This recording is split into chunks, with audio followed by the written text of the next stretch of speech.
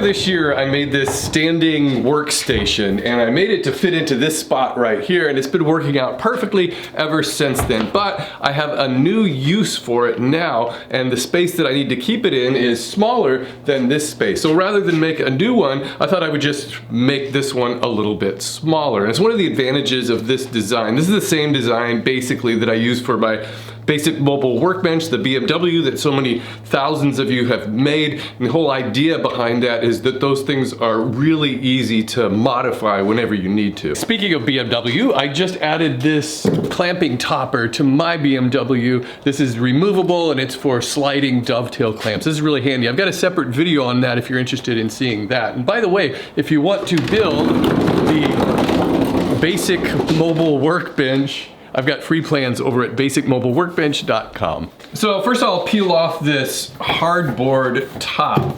I just had it tacked down with some brad nails. And I can remove this top.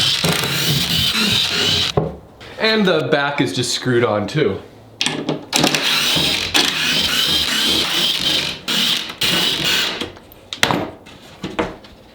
So the way I designed this was so that the top would be 48 inches wide. That means that this frame is 44 inches wide. I allowed for a 2-inch overhang all the way around. So I think my new one, I would like it to be 32 inches wide on the top. So that means I just need to cut this frame down to about 28 inches. I'm gonna keep the depth the same, so I only need to cut these 3 boards down on the frame to shrink it down.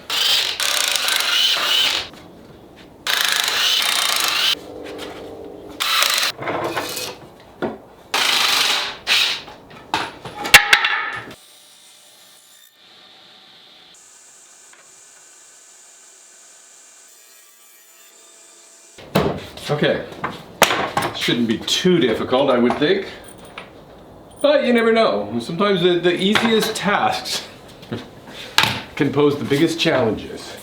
All right, and so like, yeah, here's one of those challenges right here. Let's see if I can figure this out. Let's try this.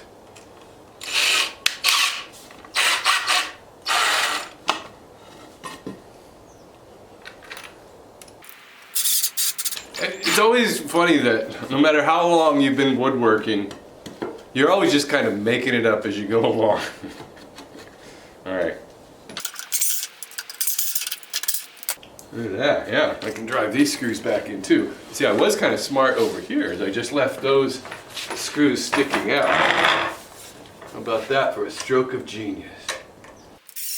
Now the other side. Maybe I'll do those end ones first.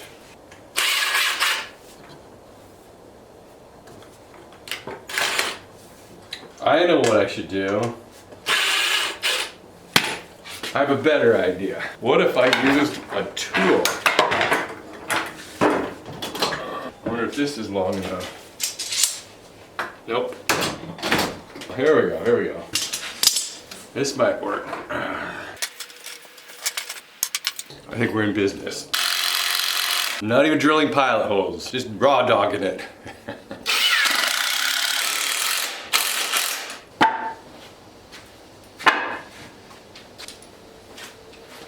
This is gonna be a lot more compact. And just a reminder, when you're screwing things together like this, it's better to screw into the edge of this board rather than into the face grain of that board. You'll get a stronger connection.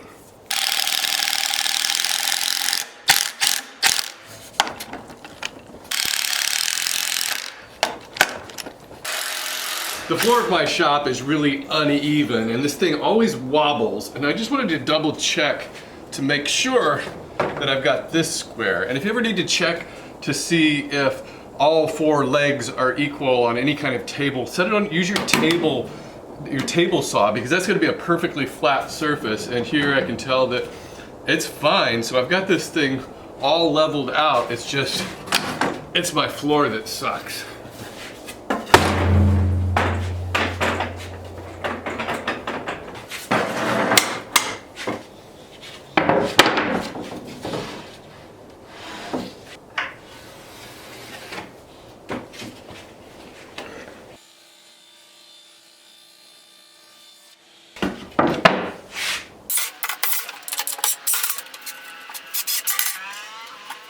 And like I mentioned in the first video, it's important that you have a back on this to keep it from racking side to side. Okay. Look at that. My floor is like an inch shallower on this side.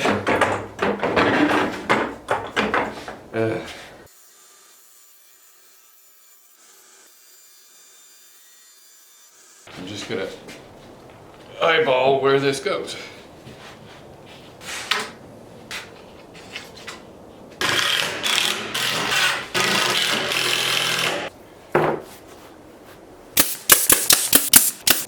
One thing I wanted to do was sand over these edges. I noticed those were a little bit sharp last time, especially when I was working here. Just the edges of it would kind of cut into my arm a little bit. So, and I think I'll just sand down the whole thing because I might want to just paint this.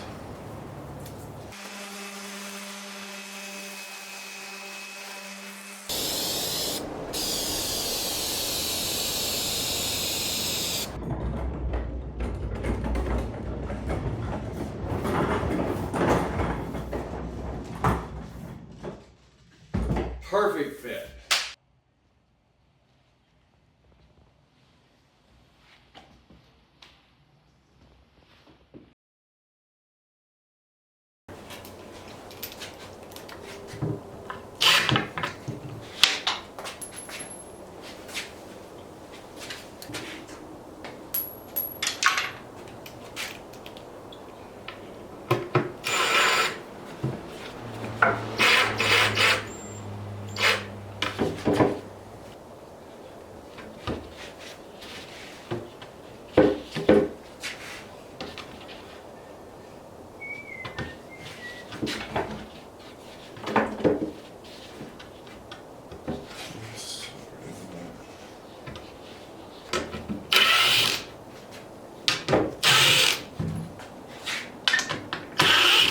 I decided that's going to be really hard to get those lined up. So, I'm just going to eyeball where this goes.